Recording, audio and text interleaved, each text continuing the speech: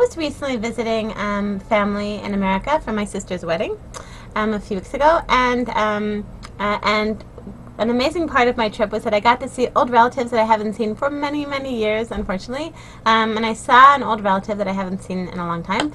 And we were talking. This relative, she's a person who has she has a PhD from an Ivy League university, and she's also a stay-at-home mom. And so I was asking her what she's up to now. So I said, well, are you working? What are you doing? And she said, no. She said, now I'm home. I'm not working. And I could see it was like a bit hard for her. And she explained that her mother had been remarried, and her mother was recently widowed, unfortunately. And her mother was going to be coming to live with her, and her family. And she said, so for the last few months I haven't made any progress on my writing or on my, she does lecturing, on my lecturing or anything, because I've just been doing everything I've been doing. I've just been taking a lot of time, like helping out my mom and helping her to readjust to living. Like we're redoing a room for her so she can live with us. And I said to her, and I could see that in her eyes, like that she was feeling really down on herself for the fact that she wasn't able to do her professional stuff, because she was helping her mom. And I said to her, I said, well, this is much more important. This is really important what you're doing, helping your mom. Like right now, this is the most important thing. She's like, oh, okay.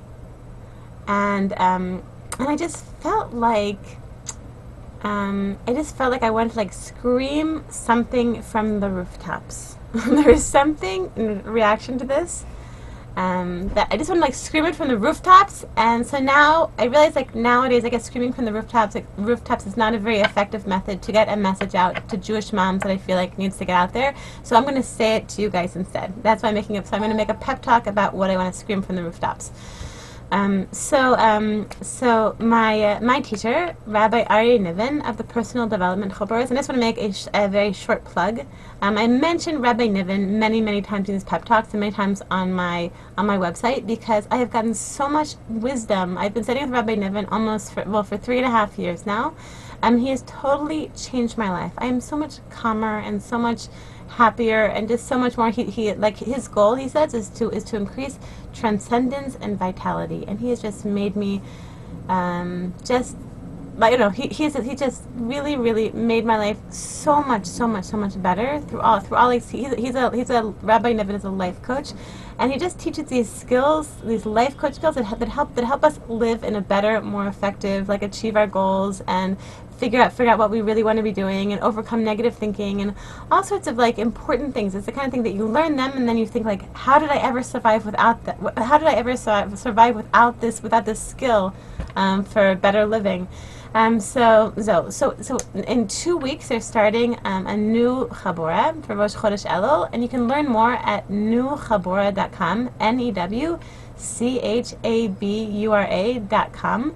And the first 3 classes are a free, no obligation, no commitment trial. And I think through jewishmom.com, quite a few dozen, I don't know, possibly even over 100 women have signed up for the Chabura, and I frequently get emails, people saying, thank you so much, you saved my life, this is the best thing, I don't know how I ever survived without Rabbi Niven's classes. So I really recommend to all of you to sign up and to try it, at least to try out the 3-class, no commitment, free trial. Okay, so sorry for that aside.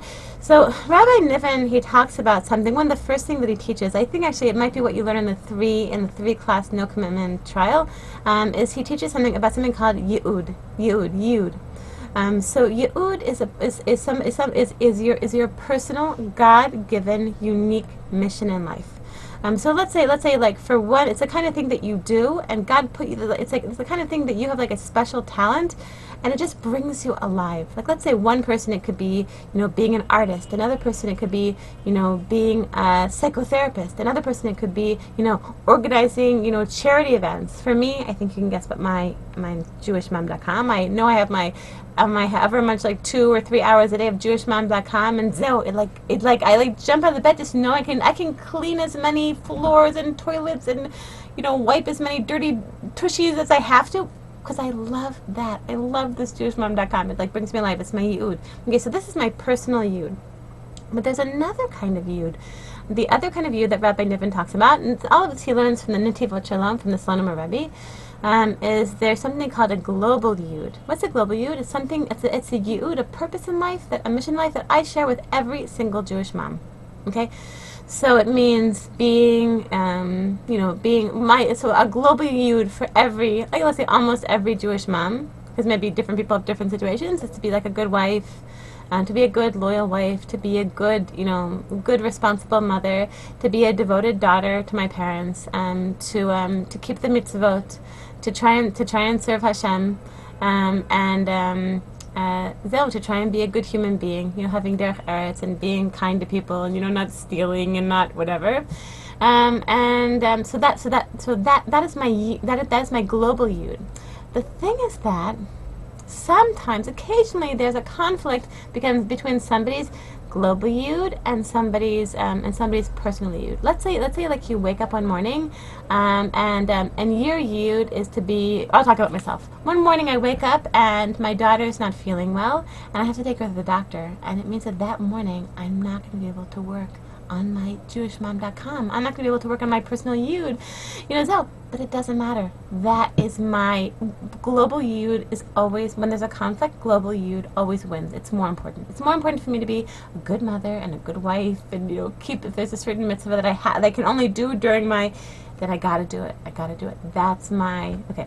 So just from the story from my relative, so her global yud is being a devoted daughter, and she's a very devoted mother and wife and daughter, and she's making the right choice. She shouldn't feel badly about it. Her global yud is to take care of her mother, and her individual yud, her personal yud, is to be giving lectures and writing books about her passion, which is nutrition, so it's more important.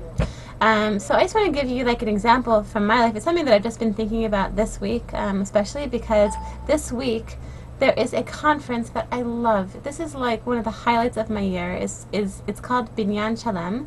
It's a conference that takes place in Binyanei Ha'oma in Jerusalem. And if any one of you watching this, if any of you speak Hebrew, or understand like Hebrew fluently, and live in the Jerusalem area, you gotta go to this conference. It's a conference that thousands and thousands, I think maybe once I heard the number 6,000 or 7,000 Jewish mothers, religious Jewish mothers, get together every year. They leave behind, find babysitters. I don't know where there are so many babysitters.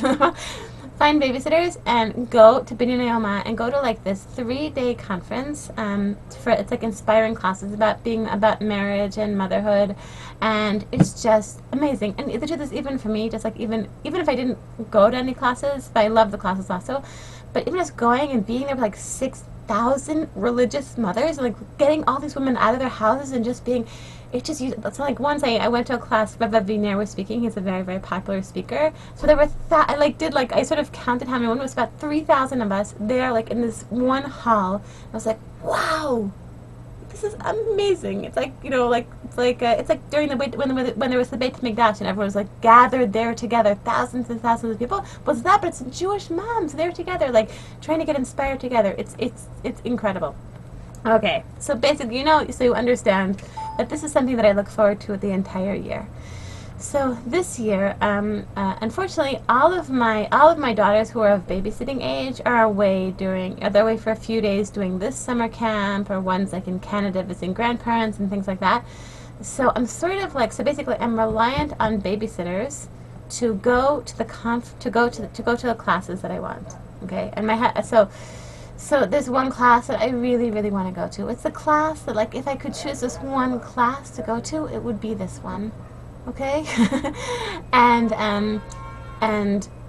so I was sure, like, I gotta find a babysitter for this class. And the truth is, I ended up finding a babysitter for this morning, and I ended up finding a babysitter for that afternoon, but I cannot find a babysitter for that class. I can't, and my husband can't do it. He's busy, and. No, the thing is that, so then I realized that, so I realized, like somebody said, maybe call this babysitter, but I realized, like, I don't just want to leave my daughter and my baby with people that I don't really know, and maybe even if they're wonderful, it'll be traumatic for them, like getting used to like a new babysitter. I just decided that I'm not going to go to the class at Binyan Shalom that I really, really, really want to go to. Maybe something will work out. But I'll explain to you, like, at this moment, there's a conflict between what I really, really want, which is, also like, it's also part of my personal yud. Like, going to Binyan Shalom is something that I give over to JewishMom.com. It's something that inspires me for the whole year to do JewishMom.com. A lot of that inspiration comes from those three days in the summer that I go to this conference. But it conflicts with my global yud. It's my being a good mom, and I don't feel like it's being a good mom to leave my daughter with a babysitter that I don't even know who she is, and maybe it'll be like too much, like living her with someone that she doesn't even know. And but I feel the amazing thing is that like I just feel shlema with it. I feel fine. I don't feel any I would have preferred to go to class, but I feel okay with it. I feel okay because I know like this is what Hashem wants from me. Hashem, I know that the global yud, like being a good mother, is more important than like that little bit of inspiration, like this kind of cool class that I wanted to go to. It's just more important. So I want to bless all of us, Jewish mom. I think that in the summer, for a lot of us, there's a lot of conflicts between global yud and your personal yud. It's a time when, for a lot of us, kids are home more, and it means that then you have less time to do like what you want to do. Right, and I just wanna bless all of us that it shouldn't be hard for us. That we should just feel so much that we should feel how much nachas Hashem is getting from us and that we're making the right decision. That we're there, we're taking care of our kids. And it's not easy, and the house is like a balagan, and the kids are all over, and we've had it up to here with them. And no, but we're making even if it can be difficult and being trying, just remember, you're doing the right thing. You're choosing your global yud, your responsibilities as a mother over the fun thing that you do for yourself, and that's kol hakavod. Good for you, good for you.